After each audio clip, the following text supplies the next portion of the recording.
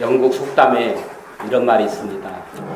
하루가 행복하려면 이발을 하고, 일주일이 행복하려면 결혼을 하고, 한 달이 행복하려면 차를 사고, 1년이 행복하려면 집을 사고, 평생을 행복하려면 정직해야 한다.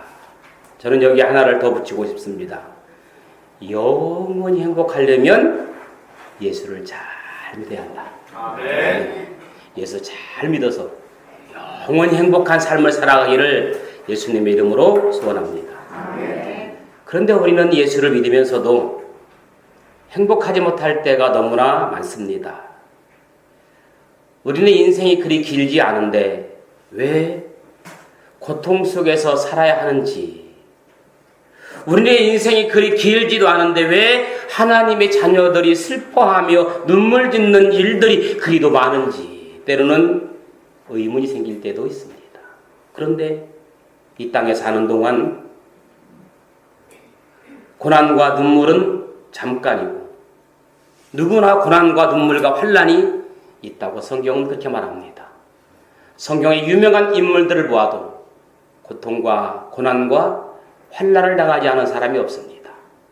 심지어는 예수님도 이 땅에 있으면서 환난과 고통을 다 이기셨습니다. 예수님께서 환난과 고통을 다 이긴 후에 예수님의 제자들에게, 그리고 우리들에게 이렇게 말씀합니다. 이 세상에서 너희가 환난을 당하나 담대하라. 내가 세상을 이겼노라고 말합니다. 세상은 이기는 자의 것입니다. 넘어질 수 있습니다.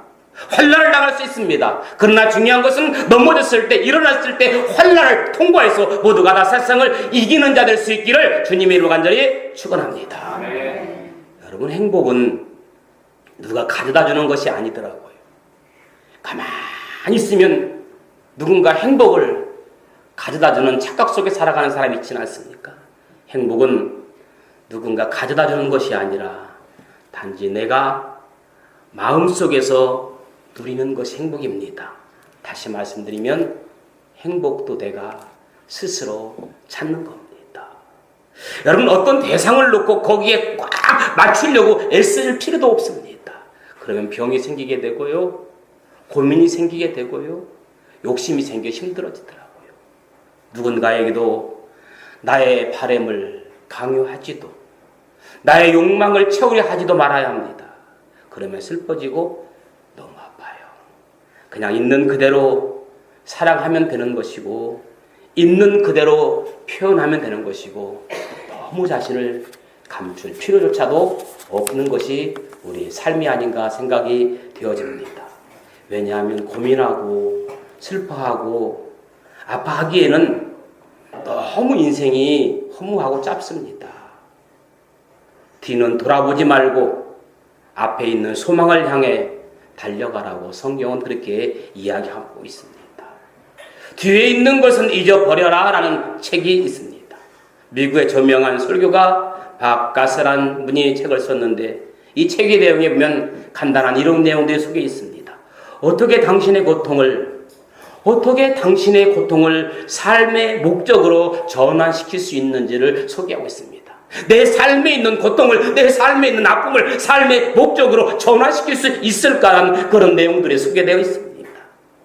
또 가장 실망스러웠던 일들로부터 더 나은 내일을 만드는 데 필요한 지혜와 힘을 이끌어내는 그런 내용들입니다.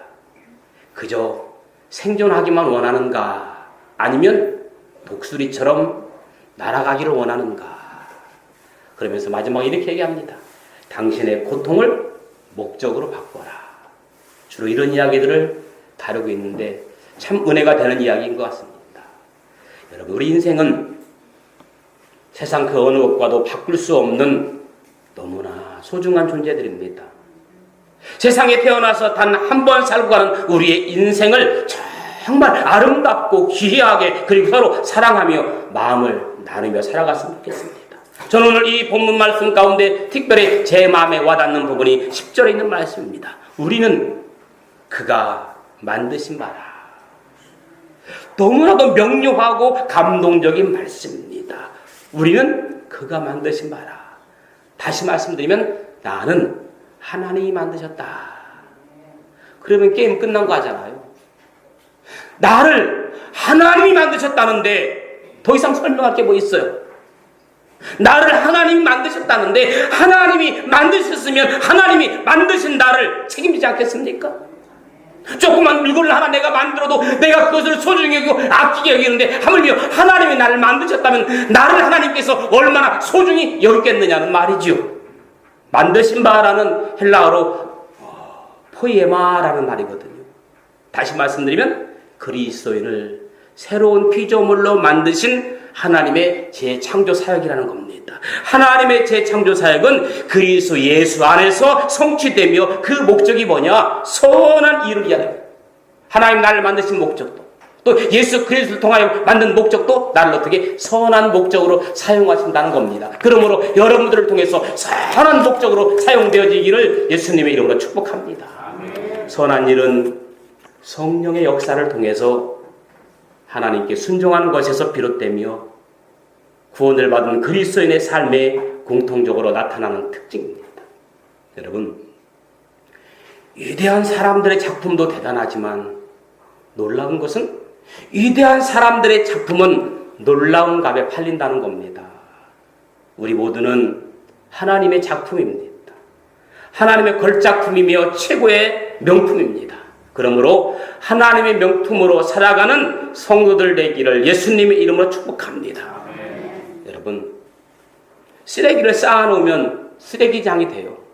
처음부터 쓰레기장이 아니라 누군가 여기 쓰레기를 버리고 지나가는 사람이 계속해서 쓰레기를 버리지 않고 그것을 치우지 않는 한 거기는 쓰레기장이 되는 거예요. 그런데 누군가가 여기에 꽃을 심고 또 꽃을 심고 지나가는 사람이 거기에 꽃씨를 뿌리면 거기는 꽃동산이 되는 겁니다. 가정과 직장이라는 공간도 그곳에 있는 사람들이 가정을, 직장을 예수님을 주인으로 모시고 따르면 아름다운 성전이 되는 겁니다. 눈으로 보이는 성전만이 아니라 내 안의 성전, 내 주위의 삶을 성전의 삶으로 바꾸기를 예수님의 이름으로 축복합니다. 예수님은 우리에게 말합니다. 너희는 세상의 빛이라. 이 세상을 빛의 진리의 공간으로 채우라는 겁니다. 우리가 집을 사면 그냥 집으로 있는 게 아니라 집의 빈 공간들을 다 채웠을 때 멋진 아름다운 귀한 가정을 이룰 수 있는 거잖아요. 하나님 우리에게 어떤 공간을 주셨는데 그 빈 공간을 진리의 빛으로 채울 수 있는 여러분들 될 수 있기를 소망합니다. 우리 삶의 공간에 사랑과 행복이 넘치게 하라는 뜻입니다. 믿음의 공간. 오늘 여러분의 시간과 공간에는 과연 그 자리에 그 빈 공간에 주님이 계시는지 한번 생각해 보시기 바랍니다. 아무리 아름다운 공간이라 할지라도 그 공간에 주님의 향기가 없다면 무의미한 거잖아요. 첫째는 은혜 인생을 살자는 겁니다. 우리 인간이 살아가는 삶에는 두 종류가 있어요. 하나는 보트 인생과 요트 인생이 있습니다. 여러분, 보트는 무조건 저어야만 갑니다. 젖지 않으면 노를 젓지 않으면 안 가요. 그러나 요트는 돛에 의해 저절로 움직입니다. 은혜의 삶을 사는 사람은 요트 인생을 살아가야 됩니다. 우리 인생을 힘들게 보트 인생으로 살 이유가 없습니다. 이처럼 가장 쉽게 인생을 사는 방법이 은혜를 받는 겁니다. 은혜를 받으면 저절로 기쁜 일이 생겨지게 되고 기쁜 일을 찾아가게 되고 기쁜 일을 추구하게 되고 좋은 것들을 보게 되고 좋은 것들을 만나가게 되고 좋은 것들을 생각하게 되는 바로 이러한 멋진 요트의 돛에 의해 움직이는 그러한 삶을 살게 된다는 겁니다. 이처럼 가장 쉽게 인생을 사는 방법이 은혜 받는 겁니다. 내가 은혜를 경험할 때의 느낌은 참으로 쉽고 편하고 좋아요. 근데 은혜가 떠나가면 자꾸 꼬이고 복잡하고 괴롭고 믿음 생활도 힘든 겁니다. 여러분, 그런데 남보다 내가 노력을 한 것도 아니고 내가 남보다 뛰어난 것도 아니고 왜 이런 현상이 나오는지 설명할 수가 없습니다. 때로는 내 머리로 상상할 수 없는 일이 일어나는 것을 어떻게 하겠습니까? 이것이 바로 요트 인생입니다. 하나님이 함께하는 은혜의 삶의 패키지 속에 지혜와 건강과 재물과 모든 것들이 그 안에 들어있는 겁니다. 여러분 패키지 여행을 가면 그 안에 모든 것들이 다 들어있잖아요. 그래서 우리는 은혜를 받아야 되는 겁니다. 아멘. 은혜는 하나님이 본문에 있는 말씀 보니까 값없이 우리에게 부어주시는 선물이라겠어요. 선물. 이것을 우리가 받아야 됩니다. 선물은 조건 없이 그냥 주는 것이 선물입니다. 베드로후서 1장 2절의 말씀 보니까 하나님과 우리 주 예수를 알므로 은혜와 평강이 너희에게 더욱 많을지어다. 우리는 이 하나님을 알므로 은혜를 누릴 수 있습니다. 은혜는 하나님께 풍성합니다. 무궁무진합니다. 우리가 문을 열면 우리에게 넘치도록 흘러내릴 것입니다. 여러 세대에 이 은혜를 풍성히 누릴 길이 열려 있습니다. 여러분, 그래서 신앙생활에 은혜가 없으면 안 돼요. 신앙생활은 은혜로 하는 겁니다. 믿음생활은 은혜로 가는 겁니다. 우리가 은혜로 가면 모든 게 다 편합니다. 모두가 다 용서가 됩니다. 많은 신자들 중에 어렵게 신앙생활을 하는 것을 봅니다. 물론 어렵게 신앙생활을 해도 구원은 받아요. 힘들게 신앙생활해도 구원을 받습니다. 우리에겐 긴 인생을 순탄하게 살 수 있는 길이 있습니다. 이것이 바로 은혜 받는 길입니다. 게으르게 놀고 남에게 의지하자는 것이 아니라 같은 노력을 하더라도 쉽게 되어지는 길, 이것이 은혜입니다. 우리가 주님을 계속 알아간다면 이 알 듯 모를 듯한 은혜를 알 수가 있습니다. 여러분 간증할 수 있잖아요. 내가 정말 나는 할 수 없는데 놀라운 지나고 보면 이것이 하나님의 은혜였다고 고백할 수 있는 일들이 얼마나 우리 주에는 많이 일어나고 있습니까? 고린도후서 6장 1절 2절에 있는 말씀 보니까 우리가 하나님과 함께 일하는 자로서 너희를 권하노니 하나님의 은혜를 헛되이 받지 말라. 2절에 있는 말씀 보니까 이르시되 내가 은혜 베풀 때에 너희에게 듣고 구원의 날이 너를 도왔다 하셨으니 그 다음이 중요해요. 보라 지금은 은혜 받을 만한 때요. 보라 지금은 구원의 날이구나. 바로 오늘 이 예배에 하나님 우리에게 은혜를 베푸실 때 은혜를 받으시면 되는 겁니다.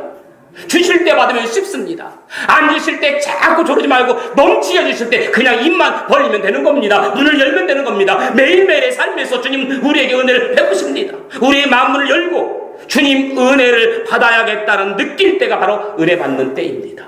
오늘 귀한 메시지를 통해서 예배 드릴 때 이 은혜 받는 이 시간 은혜 받기를 소망합니다. 은혜 받을 때 우리의 삶은 달라지는 겁니다. 요트 인생을 살면서 하나님과 아름다운 관계를 유지하면서 하나님이 주신 것은 마음껏 누리며 살아가게 될 줄로 믿습니다. 그럴 때 더욱 우리의 삶이 은혜가 넘치고 은혜를 사모하는 여러분들의 삶이 되기를 소망합니다. 또 하나는 하나님의 사랑이에요. 하나님의 사랑. 여러분 우리가 사랑이라는 단어는 참 누구에게나 행복하고 가장 아름다운 단어가 사랑입니다. 어떤 부인이 가장자리에서 풀밭에서 눈물을 흘리면서 무언가를 열심히 찾고 있었습니다. 이상히 여긴 행인이 물었습니다. 부인 도대체 뭘 잃어버렸길래 그리 슬퍼하면서 그렇게 딱에 찾습니까? 그럴 때 이 부인이 이렇게 얘기합니다. 예, 머리에 꽂는 뿔 비녀를 잃었습니다. 그것을 찾고 있습니다. 행인이 묻습니다. 아니 금비녀도 아니고 은비녀도 아니고 그 몇백 원만 주면 사는 그 뿔비녀에 그렇게 목숨을 걸면서 그걸 잃어버렸다고 그렇게 슬퍼하십니까? 예, 비록 뿔비녀지만 나를 끔찍히 사랑하는 남편이 세상을 떠나기 전에 선물로 준 것이기 때문에 내게는 생명과 같은 존재입니다. 그렇게 이야기했더랍니다. 그 뿔비녀는 부인을 향한 남편의 사랑의 마크, 사랑의 표시인 겁니다. 가끔 이렇게 TV를 보면 서로 이렇게 맞추는 프로그램이 있어요. 그 연예인이 나와서 한 사람을 설명하고 한 사람 맞추는 거, 낱말 퀴즈 같은 거잖아요. 뭐 1분에 몇 개를 맞추느냐 그런 게 좀 중요하잖아요. 예를 들면 이런 거죠. 제가 한번 문제를 내볼게요. 뭘 내볼까? 제가 배고플 때 간식으로 막 물을 끓여서 스프를 넣고 호 불어서 먹는 거. 그렇게 이렇게 맞추는 거예요. 잘하시네요. 하나 더 해볼게요. 10개의 핀을 세워놓고 막 굴려서 쓰러뜨린 거. 그렇게 잘하세요. 하나만 더 해볼게요. 이게 이 대중교통으로 타는 거. 그렇죠? 대중교통으로 타는 것. 지하 말고 위로. 무슨 버스?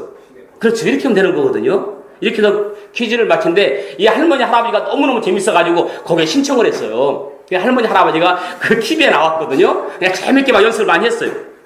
이제 할머니, 할아버지가 나와서 하는데, 할아버지가 질문하고 할머니가 맞히는 겁니다. 근데 그 문제가 뭐였냐면, 천생연분이었어요. 할아버지가 설명을 합니다. 당신하고 나와의 사이가 무엇입니까? 우리 둘 사이 하니까 이 할머니가 원수 그러더랍니다. 이 할아버지가 천생연분이라는 걸 설명하니까 원수하니까 다시 그 2글자 말고 4글자 그러니까 평생 원수 그러더랍니다. 여러분, 우리의 사랑이, 우리 인간의 사랑이 물론 서로가 최선을 다해야 되겠지요. 그런데 처음에는 이 할머니 할아버지도 정말 사랑해서 천생연분으로 알고 결혼을 했는데 시간이 지나면서 서서히 원수가 된다면 참 안타까운 현실이 아닐까요? 이런 것이 바로 세상의 사랑입니다. 물론 이 에로스의 사랑이 죽을 때까지 영원히 가는 분들도 있습니다. 70, 80 먹은 연세 드신 어르신들이 손을 잡고 팔짱을 이렇게 하는 모습이 너무나 아름다워요. 과연 그렇게 할 수 있을까? 그런데 영원히 가지 못하더라고요. 자, 행복이 어디에 있습니까? 물론 사랑에 있습니다. 기쁨이 어디에 있습니까? 용기가 어디서 나옵니까? 인내가 어디서 나옵니까? 모든 것들을 종합해보면 이 사랑이더라고요. 그래서 고린도전서 13장에 말씀하기를 사랑은 모든 것을 참고 모든 것을 믿으며 모든 것을 이해한다고 했습니다. 여러분들이 참지 못하고 믿지 못하고 이해하지 못하는 나는 사랑이 고역한 겁니다. 모든 것을 덮어준다고 했어요. 사랑은 자랑하지 아니하며 물에 행치 아니하며 사랑은 교만하지도 않다고 했습니다. 사랑이 만들어낸 제품도 사랑이 만들어내온 동산도 사랑의 힘과 능력이 얼마나 크고 아름답습니까? 그러나 하나님의 아가파의 사랑은 영원합니다. 변함이 없습니다. 세상의 사랑은 변해요. 하나님의 사랑은 영원합니다. 그래서 사람은 그저 사랑할 대상입니다. 믿을 대상도 아닙니다. 인간이 받을 수 있는 최고의 가치는 사랑을 받는 일이잖아요. 그래서 당신은 사랑받기 위해 태어난 사람입니다. 사람이 어떨 때 가장 행복합니까? 사랑받고 있을 때, 누군가 나를 찾고 있을 때 행복한 사람입니다. 내가 아플 때 약봉지를 들고 와서 나에게 그 약을 건넨다면 나는 행복한 사람입니다. 내가 힘들고 지쳐 있을 때 누군가 나에게 전화를 걸어서 함께 만나자 차 한잔 한다고 할 때 그거 정말 행복한 사람입니다. 그런데 내가 아파도 배고파도 어려운 일이 있을 때 누군가 나에게 찾아오는 사람이 없다면 나는 불행한 사람이지요. 요한일서 4장 8절에 사랑하지 아니하는 자는 하나님을 알지 못하나니 하나님은 사랑이라. 9절에 있는 말씀 보니까 하나님의 사랑이 우리에게 이렇게 나타나신 바 되었으니 하나님이 자기의 독생자를 세상에 보내심은 그로 말미암아 우리를 살리려 하심이라. 아하! 사랑은 살리는 겁니다. 미움은 죽이는 겁니다. 살리는 것은 영이라겠습니다. 아, 사랑은 살리는 것이다. 누군가를 살리는 것, 누군가를 세워주는 것, 누군가를 높여주는 것, 그것이 사랑입니다. 누군가를 찾고 내리고 누군가를 짓밟는 것은 그건 사랑이 아니라 원수입니다. 사랑 여러분, 누군가를 올려 세우고 누군가를 이루해주고 누군가를 축복해준다면 나는 사랑하는 사람이지만 내가 누군가의 약점을 집어내고 내가 누군가의 아픔을 주고 내가 누군가의 상처를 준다면 나는 사랑의 사람이 아니고 미움의 사람이라는 겁니다. 입술로는 사랑하면서 사랑하지 못할 때가 얼마나 많이 있는지 모릅니다. 저 자신도 마찬가지입니다. 10절에 말씀 보니까 사랑은 여기 있으니 우리가 하나님을 사랑한 것이 아니요 하나님이 우리를 사랑한 것이라. 아멘. 내가 하나님을 사랑하는 것이 사랑이 아니라 하나님이 나를 사랑하는 것이 사랑이라. 우리 죄를 속하기 위하여 화목제물로 그 아들을 보내셨습니다. 사도 바울은 말합니다. 그리스도의 사랑에 감격하여 눈물을 적시며 에베소 편지를 보냅니다. 우리가 하나님을 믿기에 오늘 이 자리에 모였습니다. 우리는 전능하신 하나님을 믿는 하나님의 사람들입니다. 하나님의 살아계심을 믿습니다. 그리고 성령을 통하여 지금도 우리 가운데 계시는 분이 믿습니다. 그리고 하나님은 성령으로 그 사랑을 우리에게 부어주시는 줄로 믿습니다. 하나님께서 우리를 사랑하시는 내가 얼마나 높으며 얼마나 깊으며 얼마나 넓으며 길이가 얼마나 긴 것인가를 오늘 말씀을 통해서 깨달을 수가 있습니다. 우리는 그리스도의 신 예수를 통해서 하나님 만나는 길을 알게 되며 그리스도를 통하여 하나님 나라에 가게 되는 겁니다. 말씀을 정리합니다. 오늘 본문에 있는 말씀 한번 같이 읽기 원합니다. 10절에 있는 말씀을 읽읍시다. 시작.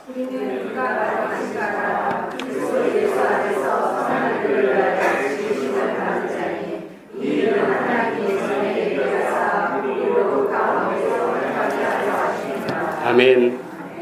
어떤 흑인이 백인들만 모이는 교회에 들어가 예배를 드리려다가 들어가지 못하도록 저지를 받았습니다. 그래서 이 흑인이 계단에서 엉엉 울면서 기도했습니다. 그때 예수님이 나타나셔서 너는 왜 우느냐 물으셨습니다. 흑인이 대답합니다.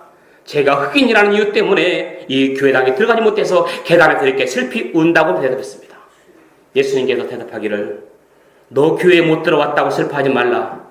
사실은 나도 이 교회에 못 들어갔다 그러더랍니다. 오늘날 많은 교회가 인종과 또 지방색과 교파와 종교와 신분에 따라 자기들끼리 나누는 편애된 사랑으로 하나님의 사랑을 나누고 있습니다. 이것은 하나님이 원하시는 사랑은 아닙니다. 하나님의 사랑은 넓은 사랑. 나 같은 죄인 버리시지 아니하시고 오직 하나밖에 없는 것처럼 사랑해 주시는 그 사랑. 하나님의 사랑은 잃어버린 한 마리 어린 양의 목자가 춥고 어두운 밤에 드러나가 험한 가시밭을 헤매이고 찾아있는 사랑. 그런 하나님의 사랑 때문에 나는 행복한 사람입니다. 다윗은요 일평생 하나님 때문에 행복한 사람이라고 고백합니다. 일평생. 여러분 잘 알지만 말이 됩니까? 16살의 작은 아이가 물맷돌로 칼과 방패를 들고 있는 2m 넘는 훨씬 넘는 골리앗과 싸워서 어떻게 승리할 수 있습니까? 이거 아이들 이야기로 뻥입니다. 뻥이에요. 그런데 다윗은 담대하게 골리앗께 나갔다고 했습니다. 왜 그렇죠? 그는 하나님이 도우시는 방패되심을 알았습니다. 경험했습니다. 예전에도 늑대와 사자가 왔을 때 그가 달라붙어 그 입을 찢어서 양을 구해냈다고 그는 고백했습니다. 그는 어렸을 때부터 하나님의 은혜를, 하나님의 능력을, 하나님이 도우신다는 것을 그날 깨달았기 때문에 세상에 어떤 일이 있더라도 그는 흔들리지 않고 담대하게 나갈 수 있었던 겁니다. 하나님은 우리를 철저하게 돕는 자인 줄 믿습니다. 두려워하지 말라. 내가 너와 함께함이라. 놀라지 말라. 나는 내 하나님의 힘이라. 내가 너를 굳세게 하리라. 내가 너를 의로운 오른손으로 붙들리라. 그렇기 때문에 여러분들은 행복한 사람입니다. 돕는 하나님을 경험하시기 바랍니다. 끊임없이 다윗처럼 하나님을 경험해야 합니다. 오늘 나의 삶이 끊임없이 수많은 문제를 돕고 간섭하시고 해결하시며 인도하시는 그분을 만나고 경험합시다. 그렇다면 우리 인생에 두려움은 없습니다. 어떤 문제가 터져도 하나님이 나를 도우실 것을 믿기 때문입니다. 그러므로 나는 행복한 사람입니다. 우리 한번 같이 기도하기 원합니다. 주님 만나게 하시고 나를 행복한 사람으로 건져주시니 감사합니다. 나를 구원해 주시니 감사합니다. 우리 말씀을 생각하면서 같이 기도하기를 원합니다.